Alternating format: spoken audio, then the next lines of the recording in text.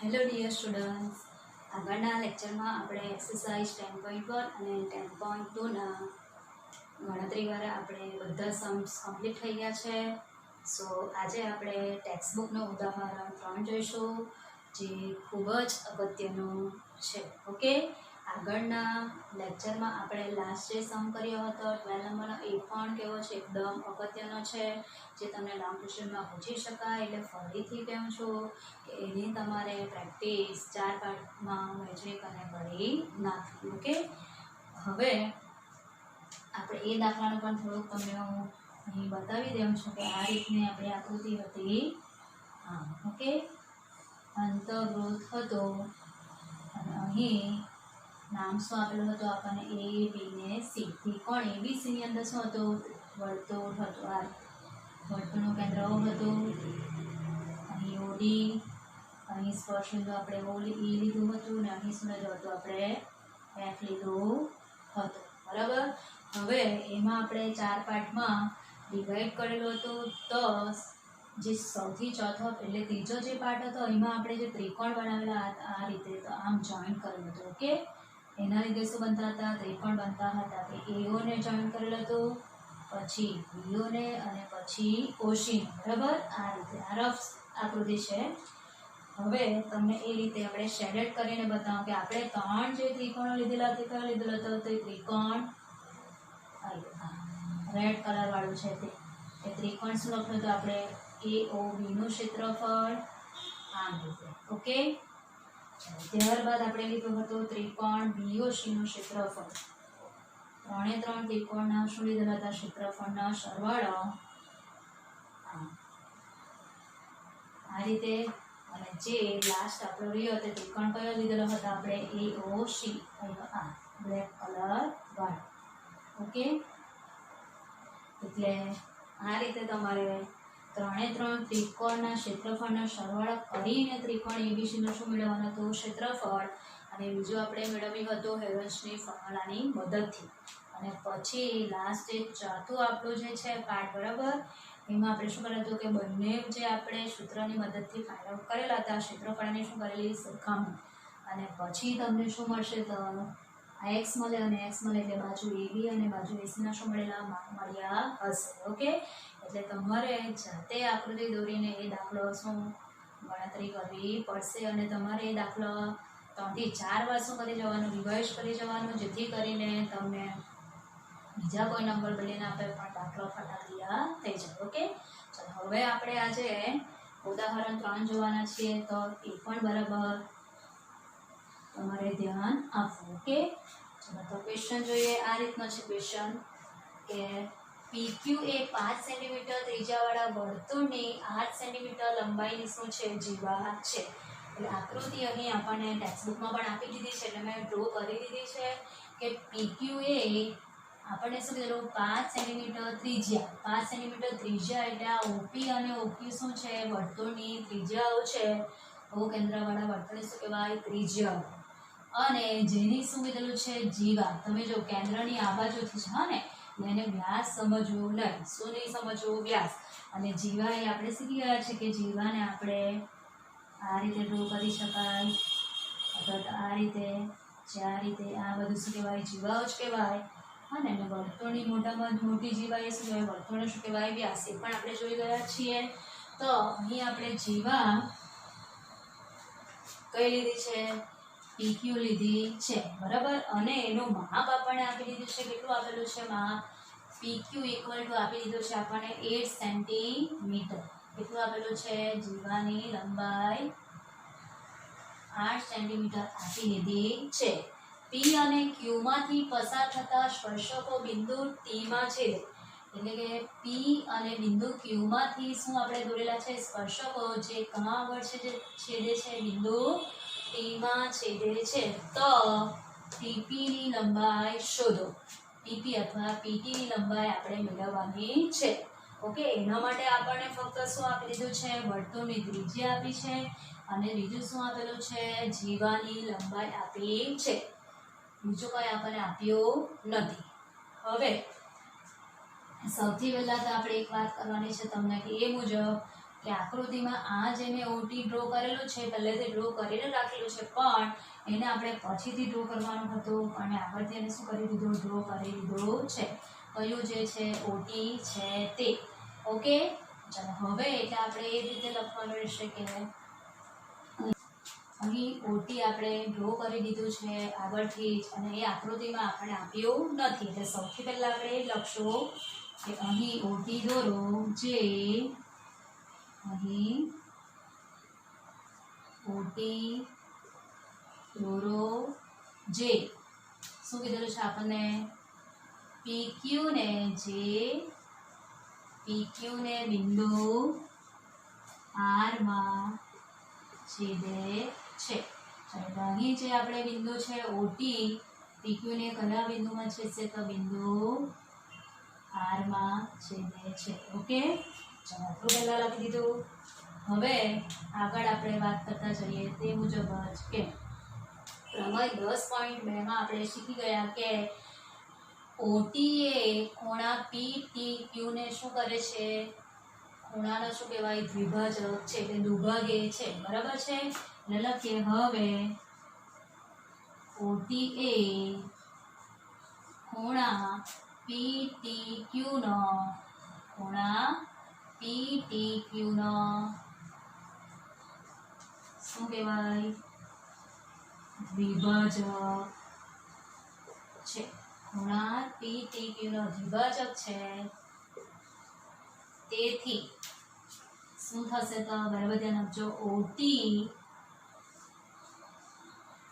એ કોને લંબ થશે PQ ને શું થશે લંબ થશે તેથી ઓટી લંબ શું થશે PQ થાય ઓટી લંબ શું થશે PQ થાય એ આકૃતિમાં તમે જોઈ શકો છો કે ઓટી એ PQ ને શું થશે લંબ થાય બરાબર છે એટલે કે અહીં જે ખૂણો બનશે આ જે ખૂણો તે કેટલાનો બનશે 90 ડિગ્રીનો બનશે અને આ જે ખૂણો છે એ પણ કેટલો બનશે 90 ડિગ્રીનો જ બનશે ઓકે કેટલાનો બનશે 90 ના માપનો ખૂણો બનશે થઈ ગયું ચાલો માટે PR equal to QR equal to શું થઈ જશે આપણો 8/2 દુભાગે બરાબર એટલે કે આપણે ઓટી એ PQ ને શું કરે છે દુભાગે છે ઓટી એ PQ ને શું કરે દુભાગે છે એટલે PR અને QR ના માપ કેવા થવાના સરખા એટલે આપણને 8 આપેલું છે કુલ કેટલું આપેલું માપ આપણને આખી લંબાઈ 8 એટલે આ થઈ જશે આપણું 4 સેન્ટીમીટર અને આ બી કેટલું થશે 4 સેન્ટીમીટર ઓકે ચલો એટલે આટલું આપણું કામ પૂરું થઈ ગયું હવે બીજી એક વાત કરવાની છે તે મુજબ જ કે પ્રમેય 10.1 પરથી આ તમારો જો સ્પર્શક છે અને સ્પર્શ બિંદુમાંથી શું છે આ દોરેલી ત્રિજ્યા બરાબર તો આગળ પણ ખૂણો કેટલો બને છે તો 90 નો ખૂણો બનશે કેટલો 90 ડિગ્રીનો ખૂણો બનશે પણ કયા ત્રિકોણમાં બનશે ત્રિકોણ POT માં બનશે કયા ત્રિકોણમાં મોટો ત્રિકોણ POT માં ઓકે એટલે આટલું આપણે 10.1 અને 10.2 પરથી લખી દીધું ચાલો હવે સૌથી પહેલા તો આપણે પાયથાગોરસના પ્રમેય પરથી લખવાનું છે કારણ કે તમે અહીં જોઈ શકો છો કે આપણને કાટખૂણા મળી ગયા કાટકોણ ત્રિકોણ તમે જોઈ શકો આકૃતિમાં એક તો સૌથી નાનો કાટકોણ ત્રિકોણ બરાબર આકૃતિનું બરાબર શું કરવાનું તમારે ઓબ્ઝર્વેશન કરવાનું છે એ સૌથી નાનો કાટકોણ ત્રિકોણ તમે જોઈ શકો કે PRO જોઈ શકો છો ત્યાર પછી એના કરતાં મોટો કાટકોણ ત્રિકોણ કયો છે તો કાટકોણ ત્રિકોણ PRT અને સૌથી મોટો કાટકોણ ત્રિકોણ કયો થવાનો છે તો POT થઈ ગયું એટલે આટલી વસ્તુ આપણે ધ્યાન રાખવી પડશે કેટલા કાટકોણ ત્રિકોણ મળ્યા આપણને 3 હવે આપણે જે માપ શોધવાના છે એને શું કરી લેવાનું ધરવું પડશે એટલે ધારો કે જે આ PT આપણે મેળવવાનું છે એની લંબાઈને આપણે શું ધરી લેવાનું x સેન્ટીમીટર ઓકે અને બીજું આપણે આ જે TR નું માપ છે બરાબર કારણ કે તમે જોઈ શકો કે આ જે કાટકોણ ત્રિકોણ છે એમાં આપણને બે બાજુના માપ આપેલા છે એટલે ત્રીજી બાજુ એટલે કે OR નું માપ આપણને મળી જશે પાયથાગોરસના પ્રમેય પરથી. એટલે આપણે TR નું માપને પણ શું ધારી લેવાનું? y ધારી લેવાનું. શું ધારી લેવાનો? y. ઓકે, ચાલો એટલે આટલું કમ્પ્લીટ થયું. આકૃતિ આપણી આખી પૂરી થઈ ગઈ. હવે આપણે લખતા જઈએ. ધારો કે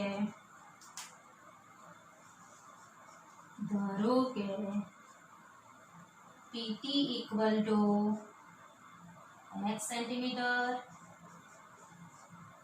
PT equal to x centimetre અને બીજું શું ધાર્યું આપણે? RT અથવા TR equal to y centimetre. TR equal to શું થાય? y centimetre. એટલે લખીએ માટે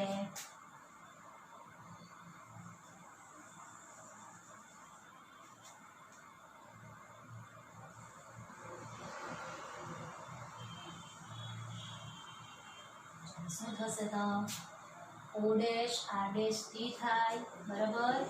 O dash R dash T હોવાથી OT equal to શું થશે? OR plus RT. OT equals થશે OR plus RT.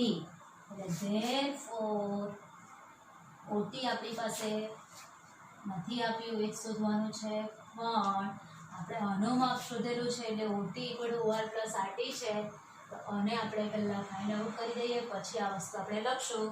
ઓકે, ચાલો તો એ આપણે પછીથી લખી દઈશું, કંઈ વાંધો નહીં. સૌથી પહેલા આપણે પાયથાગોરસની ત્રિપુટી આપણને આવડે જ છે એટલે આ તમે જે બાજુનું માપ છે એ તો ઇઝી ગોઈંગ મેળવી શકવાના છે, બરાબર? સૌથી જે નલ્લો કાટકોણ ત્રિકોણ છે તેમાં તો તમે જો કે 4 ને 5 આવે એટલે આ માપ આપણને કેટલું મળશે? તો 3 મળી જશે. કેટલું મળશે? 3. લખીએ કે હવે કાટકોણ ત્રિકોણ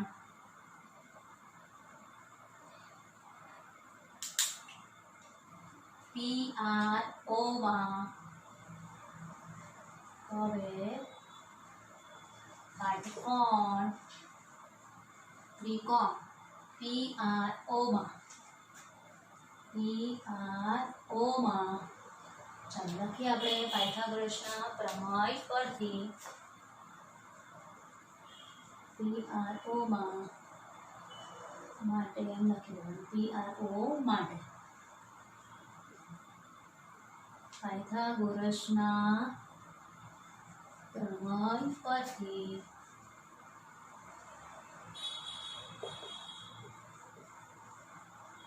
લખીએ કાટખૂણાની સામેની બાજુ શું કહેવાશે? કર્ણ. એમ કે 5 સેન્ટીમીટર એટલે મોટું જ માપ છે એટલે થશે તો OP સ્ક્વેર ઇક્વલ ટુ શું થશે? તો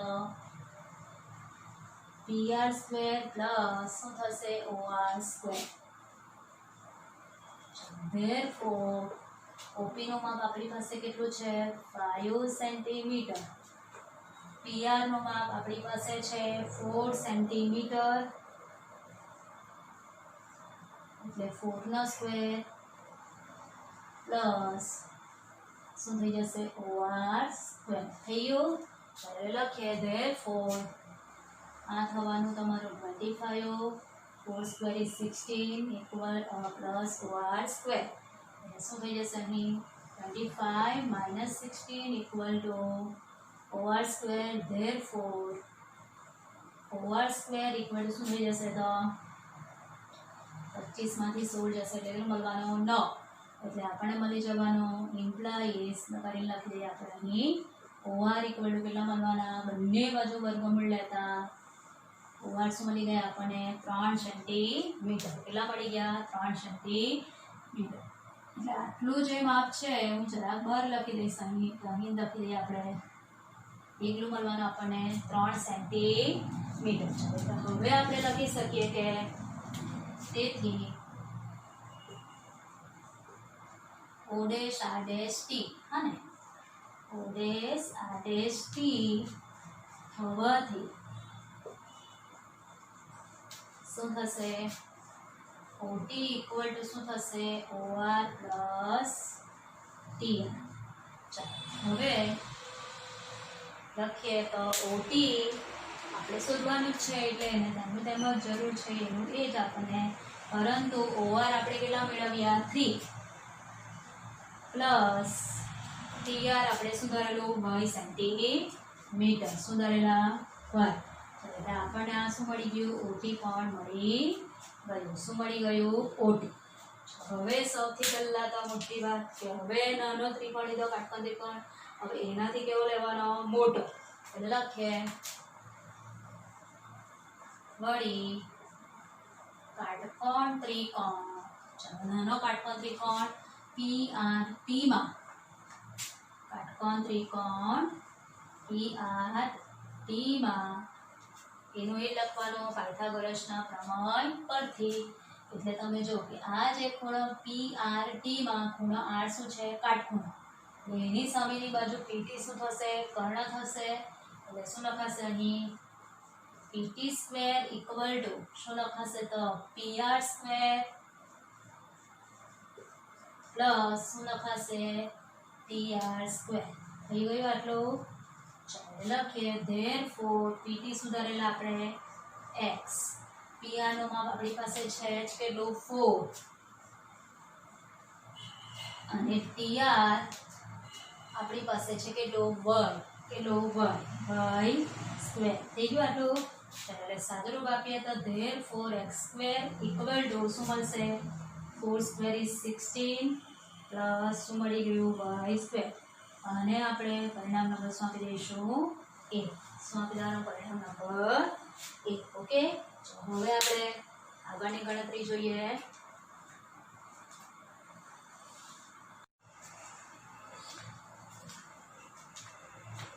હવે પરિણામ આપણે 1 મેળવી લીધું. ત્યારબાદ આપણે કાટકોણ ત્રિકોણ કયો લઈશું. હવે આપણે નાનો કાટકોણ ત્રિકોણ લીધો હતો, ત્યાર પછી કયો લીધો કાટકોણ ત્રિકોણ PRT લીધો હતો. હવે આપણે મોટો કાટકોણ ત્રિકોણ લઈશું. તો હવે કાટકોણ ત્રિકોણ કયો લઈશું POT માં. કાટકોણ ત્રિકોણ POT માટે પાયથાગોરસના પ્રમેય મુજબ અથવા પ્રમેય પરથી લખીએ. હવે તો પ્રમેય 10.1 મુજબ આપણે ખૂણો OPT 90 ડિગ્રી લઈ લીધો છે.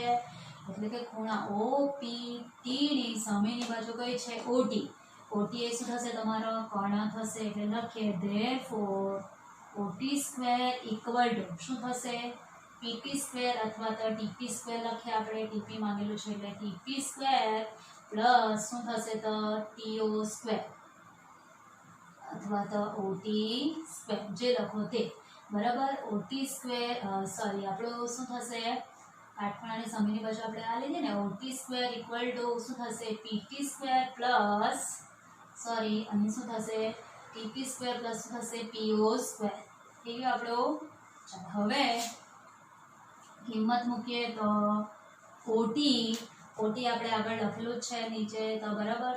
શું થશે આપણું 3 પ્લસ y. આખું જે OT શું છે આપણું 3 પ્લસ y હોલ સ્ક્વેર બરાબર, આખાનો વર્ગ.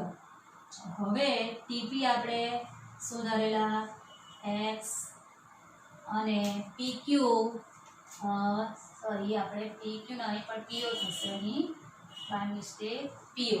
અને PO કેટલા છે આપણી પાસે 5 સેન્ટીમીટર વર્તુળની ત્રિજ્યા. ચલો હવે ફક્ત શું આપવાનું રહેશે સાદુરૂપ જ. તો અહીં a પ્લસ b આખાના વર્ગની રીતે આપણે સાદુરૂપ આપશું. a square plus 2ab plus b square. આ સૂત્રની મદદથી આપણે સાદુરૂપ આપવાનું રહેશે.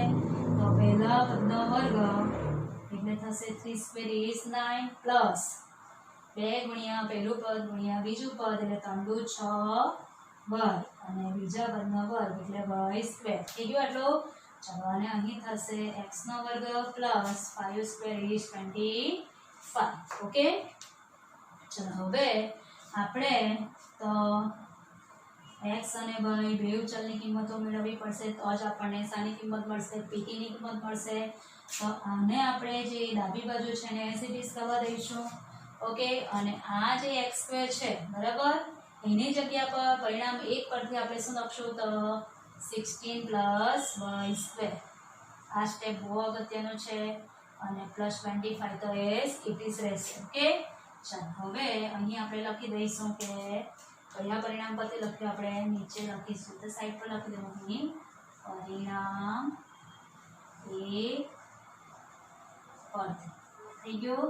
ચાલો હવે સાદુરૂપ આપશો તો તમે જો y² ને y² કેવા થશે, બંને બાજુ સરખા જ છે એટલે શું થશે, બાકી શું રહેશે અહીં 9 + 6y = શું બાકી રહેશે 16 + 25. આટલું બાકી રહેશે. હવે આગળ જોઈએ તો 9 + 6y આપણે એમ જ રવા દઈએ અત્યારે. therefore 9 + 6y = ચાલો સાદુરૂપ આપીએ તો 25 ને 16 ને શું કરવાનું, સરવાળો એટલે કેટલો થશે આપણી પાસે 41. 5 ને 6 11 1 + 1 ને 2 ને 2 4 થઈ ગયું. ચાલો therefore 6y = 41 માઇનસ શું થશે તો 9 થશે બરાબર. ચાલો therefore 6y = 41 માંથી 9 જશે એટલે કેટલા લેવાના 32. 32. therefore y = શું થશે 32/6. ચાલો સાદુરૂપ આપશું એટલે 16 × 2 = 32 અને 3 × 2 = 6. એટલે y આપણને કેટલા મળી જવાના તો 16/3. y શું મળી ગયા આપણને 16/3. હવે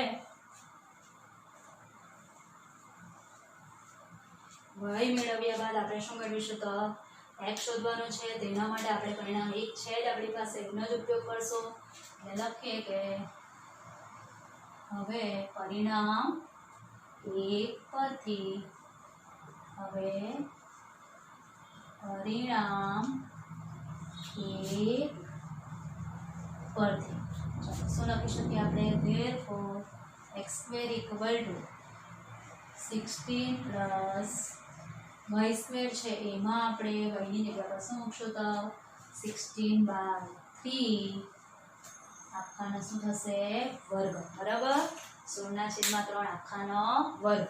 ચાલો સાદુરૂપ આપીએ તો therefore x² = 16 + 16 નો વર્ગ 256 3 નો વર્ગ 9 થઈ ગયું.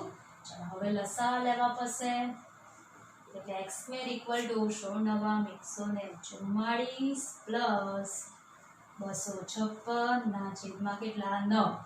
ચાલો therefore x² = 256 ને 4 એટલે આપણે થશે 260. એટલે કુલ આ જે સરવાળો થશે આખો તે કેટલો થવાનો 400 થશે. કેટલો 400 બરાબર. 6 ને 4 10 0 વધી 1 4 ને 5 9 ને 10 0 વધી 1 1 2 ને 2 4 થઈ ગયું. હવે બંને બાજુ શું લેવાનું આપણે વર્ગમૂળ લઈશું એટલે 400 નું વર્ગમૂળ નીકળશે આપણું 20 અને 9 નું વર્ગમૂળ કેટલું મળશે 3 થઈ ગયું.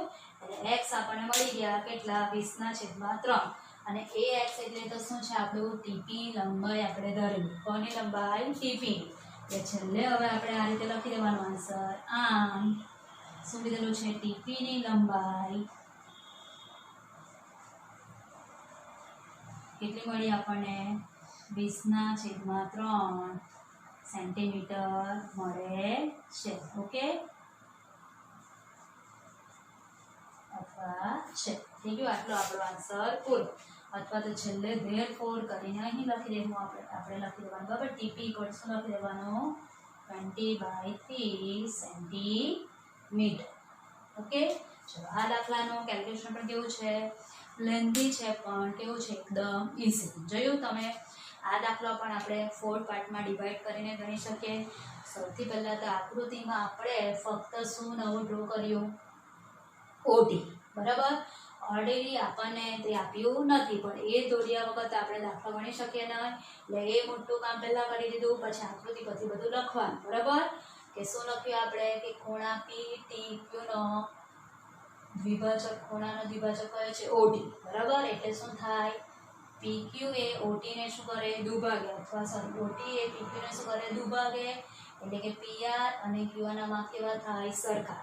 એટલે આપણને જે શું કીધેલું જીવાની લંબાઈ આપેલી હતી 8 એ કેટલી થઈ જવાની નહીં 4 સેન્ટીમીટર ને 4 સેન્ટીમીટર. ચાલો અહીં જરાક જોઈએ તો હું સેમ્પલ લખી રાખીશ આકૃતિ પાસે. PQ આપણી પાસે કેટલી આપી દીધેલી છે 8 સેન્ટીમીટર, બરાબર. એટલે અહીં આપણે 4 ને 4 લખી દીધું. ચાલો એટલું કામ પૂરું થયા બાદ આપણે ધરી લીધું PT ને x ધરી લેવાનું અને TR ને શું ધરી લીધા y, અને આ ખૂણા આપણો 90 થશે કારણ કે OT શું થશે લંબ PQ થાય. અને બીજી એક વાત કહેવાની છે, ત્રિકોણ તમે જોજો બરાબર ધ્યાન આપજો, ત્રિકોણ POT બરાબર છે, ધ્યાન આપજો બરાબર. ત્રિકોણ POT અને ત્રિકોણ આપણો થવાનો QOT, એ બેવ ત્રિકોણ તમે જો કે એ થવાના શું આપણા સમદ્વિબાજુ ત્રિકોણ થવાના. કેવા સમદ્વિબાજુ, કે આ બે બાજુ સરખી એટલે ત્રિજ્યા આવી ગઈ અને સ્પર્શકોની લંબાઈ તો કેવી હોય છે સમાન, એટલે એ સમદ્વિબાજુ ત્રિકોણ પણ થાય, બરાબર. અને એનો ઉપયોગ પણ આપણે કરવાનો છે બીજી જે મેથડ છે તેમાં, એટલે આ તમને સમજાવી રાખી. ઓકે, ચાલો હવે આટલું બધું આપણે ધરી લીધું. પછી તો શું કરવાનું કે સૌથી નાનો અંદરનો કાટકોણ ત્રિકોણ લેવાનો, એમાં આપણે પાયથાગોરસનો પ્રમેય એપ્લાય કર્યો. ત્યાર પછી એનાથી મોટો કાટકોણ ત્રિકોણ, એટલે પહેલા આપણે કયો લીધો કાટકોણ ત્રિકોણ PRO લીધો. ત્યારબાદ આપણે કયો લેવાનો P થી સ્ટાર્ટ કરવાનું PRT લીધો, અને છેલ્લે આપણે કયો કાટકોણ ત્રિકોણ લીધો POT. કયો લીધો POT, બરાબર. એટલે આ જે ખૂણા P ની સામેનો શું થશે કર્ણ થશે. OT સ્ક્વેર ઇક્વલ ટુ આપણે શું લખ્યું કે PT સ્ક્વેર પ્લસ શું લખ્યું OT સ્ક્વેર, બરાબર. એટલે આપણે આ દાખલામાં 3 વખત પાયથાગોરસના પ્રમેય શું કર્યો એપ્લાય કર્યો. બાકી દાખલાની ગણતરી કેવી છે એકદમ સહેલી. પછી પરિણામ 1 અને 2 મેળવવાનું, અને તેની મદદથી આપણે શું મેળવ્યું ચલ y ની કિંમત, અને ચલ y ને પરિણામ 1 માં મૂકતા આપણને શું મળી ગયું x, અને x એટલે શું ધરેલી હતી આપણે TP ની લંબાઈ. ઓકે, આ થઈ આપણી ફર્સ્ટ મેથડ. સેકન્ડ મેથડ, એમાં આપણને કીધેલું છે કે આપણે છઠ્ઠા ચેપ્ટરમાં ખોખું શરત શીખેલા, સમરૂપતાની કઈ શરત ખોખું શરત, એ શરતનો ઉપયોગ કરીને પણ ટેક્સ્ટબુકમાં ગણતરી આપી જ છે, બરાબર. અને એ આના કરતાં કેવી છે એકદમ સહેલી છે, બરાબર. લખવામાં તમને કેવી લાગશે સહેલી, પણ તમારે એ ખૂણાઓ જે બતાવવાના છે એમાં થોડુંક એવું છે ટફ કામ છે. એના કરતાં તમને આ પાયથાગોરસના પ્રમેય ભલે 3 વાર લખવા પડે પણ કામ કેવું થઈ જશે એકદમ સહેલું. ઓકે, તો એમાં આ બે જે ત્રિકોણ છે કે ત્રિકોણ POR અને ત્રિકોણ PRT, એ બંને કેવા બતાવેલા છે અંદર ખોખું શરત પછી સમરૂપ બતાવેલા છે. કેવા સમરૂપ. અને પછી આ રીતે લખી દીધેલું છે કે PO ના છેદમાં PT ઇક્વલ ટુ PR ના છેદમાં OR. એટલે સીધું જ તમને પેલા જવાબ મળી જાય. શું TP ની લંબાઈ 20/3. જો તો હું તમને અહીં સાઈડ પર બતાવી રાખું, જગ્યા નથી એટલા માટે આ રીતે આપી દીધું છે. બે ત્રિકોણોને શું બતાવેલા છે સમરૂપ, એટલે એનો બાજુઓના માપનો શું લીધેલો છે આપણે ગુણોત્તર લીધેલો છે, બાજુના માપ સમપ્રમાણ. એટલે PO ના છેદમાં શું લખ્યું છે PT ઇક્વલ ટુ લખેલું છે PR ના છેદમાં શું લખ્યું છે OR. ચાલો, એટલે PO નું માપ આપણી પાસે છે કેટલું 5 સેન્ટીમીટર, PT શોધવાનું, અને PR છે આપણી પાસે 4 સેન્ટીમીટર, અને OR આપણે મેળવવું પડશે એ તો, એટલે પાયથાગોરસના પ્રમેય તો આપણે કરવું જ પડે.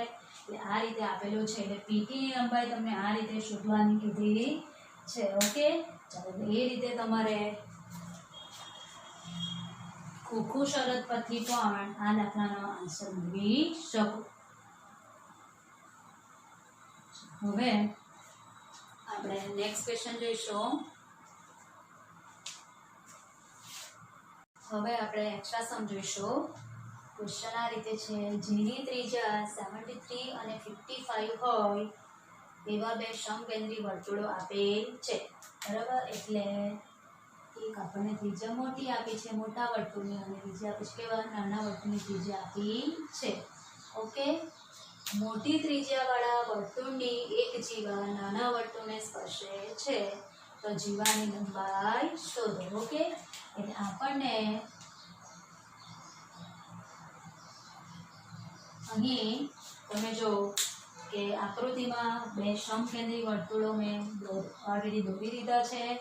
73 ત્રિજ્યાવાળું એટલે બહારનું મોટું અને 55 વાળું એટલે અંદરનો વર્તુળ. બરાબર, ત્રિજ્યાવાળું એવા બે સમકેન્દ્રી વર્તુળો આપેલા છે અને મોટા વર્તુળની જીવા એટલે કે જીવા મોટા વર્તુળની જીવા એ બી નાના વર્તુળને બિંદુ એમ આગળ સ્પર્શે તો જીવા એ બીની લંબાઈ શોધો. અને હવે આપણે એક ટેક્સ્ટબુકમાં ક્વેશ્ચન જોયો છે એ હોમવર્કમાં પણ આપેલો હતો. બરાબર, હોપફુલી તમે એ ગમ્યો તો હશે. આ ત્રીજો દાખલો આપણો થવાનો અને 2 માર્ક્સમાં આપણને આ કામ આવવાનો છે. ઓકે, સૌથી પહેલા આપણે શું લખશું કે અહીં આપણે લખીએ કે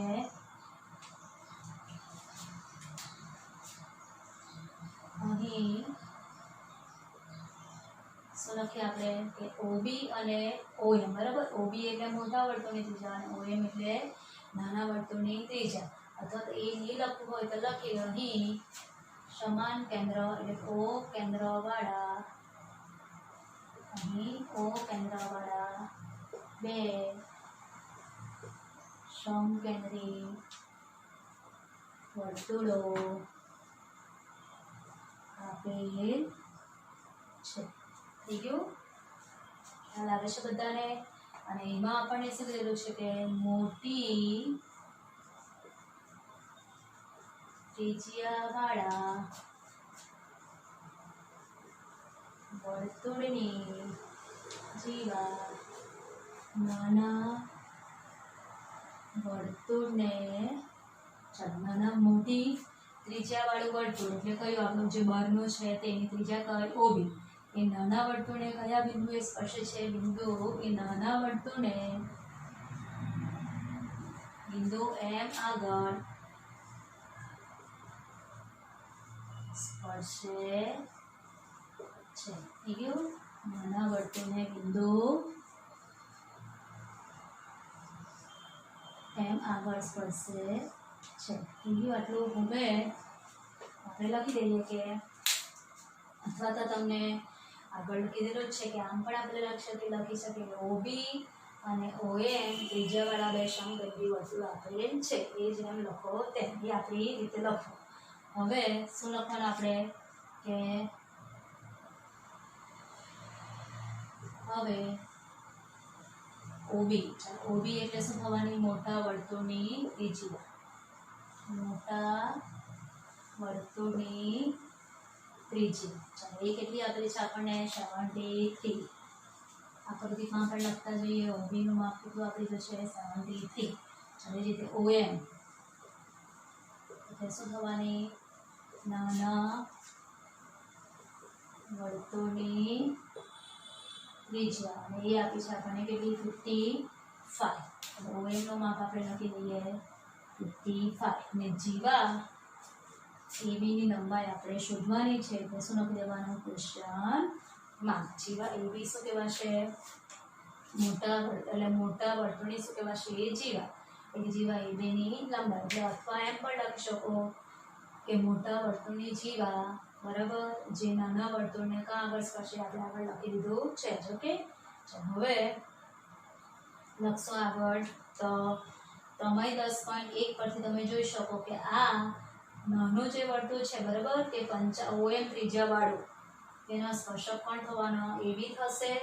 અને AB એ કોને લંબ છે? OM ને લંબ થશે. AB એ કોને લંબ થશે? OM ને. એટલે આ જે ખૂણો કેટલો બની ગયો? 90 બની ગયો. એટલે હવે આપણે શું લખશું તો કે AB અથવા તો OM લંબ શું થશે? AB લખીએ. વળી OM લંબ શું છે? AB હોવાથી શું થશે? ખૂણો OMB બરાબર શું થાય? 90 ડિગ્રી. અને અહીં લખી દેવાનું આપણે થિયરમ તમારી 10.1 પરથી તો લખવું પડશે. ઓકે,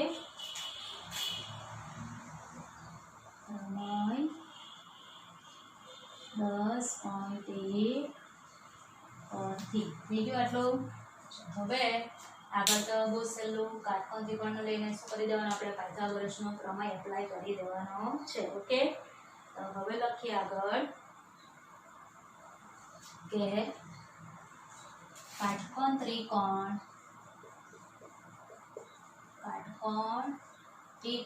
OMB માં લખીએ કાટખૂણાની સામેની બાજુ કઈ છે OB એટલે કર્ણની લંબાઈનો વર્ગ OB સ્ક્વેર ઇક્વલ થશે OM સ્ક્વેર પ્લસ શું થશે MB સ્ક્વેર. OB એટલે થશે તો 73 નો સ્ક્વેર, OM છે આપણી પાસે 55 નો સ્ક્વેર, MB શોધવાનું એટલે એને એઝ ઇટ ઇઝ થવા દઈએ. હવે તમે જો કે અહીં મોટા નંબર આવી ગયા 55 નો વર્ગ તો આપણે પેલી શોર્ટકી તમને બતાવેલી એ રીતે તમે કરી પણ શકો બરાબર કે 5 30 ને 30 25 એટલે 55 નો વર્ગ થશે. તો 73 એટલે તમારે એનું મલ્ટીપ્લાય કરવું જ પડે. એના કરતાં બેટર રહે કે આપણે એને a સ્ક્વેર માઇનસ b સ્ક્વેરની રીતે કેલ્ક્યુલેશન કરી દેવાનું. એટલે શું થશે 73 સ્ક્વેર માઇનસ શું થશે 55 નો સ્ક્વેર. એટલે આ રીતે આપણને કેવું પડશે એકદમ ઇઝી થઈ જશે. Okay, MB square. ચલો જરાક એને સીધું લખી દઈએ આપણે therefore MB square equal to ચલો a સ્ક્વેર માઇનસ b સ્ક્વેરના ફેક્ટર એટલે ઇક્વલ a પ્લસ b બીજી વાર a માઇનસ b થઈ ગયું. જવાબ એનો સરવાળો કરી દઈએ એટલે એ થશે 128 અને અહીં બાદબાકી થશે એટલે એ થવાના 18. 13 માંથી 5 જાય એટલે 8, 6 માંથી 5 જાય 1 થઈ ગયું. હવે આપણે આનું વર્ગમૂળ લેવાનું છે. આ તો શું છે આપણી પાસે MB સ્ક્વેર છે. શું છે MB સ્ક્વેર એટલે 128 એટલે શું થશે 64 દુ 128 ને 2 નવા 18. 64 એટલે શું થશે 8 નો વર્ગ, આ 2 થવાનો 2 નો વર્ગ અને 9 એટલે થવાનો 3 નો વર્ગ થઈ ગયું. ચલો એટલે MB સ્ક્વેર ઇક્વલ ટુ આપણને આ મળશે એટલે therefore બંને બાજુ વર્ગમૂળ લેતા MB ઇક્વલ ટુ શું થશે તો 8 આ થવાનું 64 નું વર્ગમૂળ 8, 4 નું વર્ગમૂળ 2 અને 9 નું વર્ગમૂળ 3 એટલે MB આપણને મળવાના 48 બરાબર. શું મળી ગયા 48. પરંતુ આપણે તો શું લેવાનું છે OM લંબ શું છે AB બરાબર. એટલે MB ને AM ના માપ કેવા થાય સરખા. એટલે આગળ લખતા છે એ મુજબ જ આપણે લખી દેવાનું કે માટે અથવા આમ જીવાની લંબાઈ AB equal to multiply by શું થશે MB. એટલે therefore AB equal to 2 multiply by MB એટલે કેટલા મેળવીએ આપણે 48. So therefore MB equal to 96 centimetre મળી ગઈ. જીવાની શું મળી ગઈ આપણને લંબાઈ. ઓકે, ચાલો હવે એટલે આવા દાખલા આપણે પાયથાગોરસ ત્રિપુટી પરથી અવારનવાર ગણતા જ રહીશું. ઓકે, નંબર બદલીને પણ સમકેન્દ્રી વર્તુળો ખાસ આપણને દોરતા આવડવું જોઈએ બરાબર. કે સમાન કેન્દ્ર ધરાવે અને ત્રિજ્યા કેવી હશે ભિન્ન તો તેવા બે વર્તુળને શું કહેવાય સમકેન્દ્રી વર્તુળો કહેવાય. શું કહેવાય સમકેન્દ્રી વર્તુળો. ઓકે, આ દાખલો તો આપણો રિવાઇઝ થયો પણ એની આગળ જે દાખલો બનાવ્યો એ પણ તમારે 2 થી 3 વખત શું કરવું પડશે રિવાઇઝ કરવું પડશે. બીકોઝ કે એ તમને લોંગ ક્વેશ્ચનમાં પૂછી કાઢે એવો દાખલો છે. ઓકે, સો પ્રેક્ટિસ કરતા રહેવું ઘરે રહીને. હવે આપણે નેક્સ્ટ લેક્ચરમાં મળશું. Bye bye and thank you.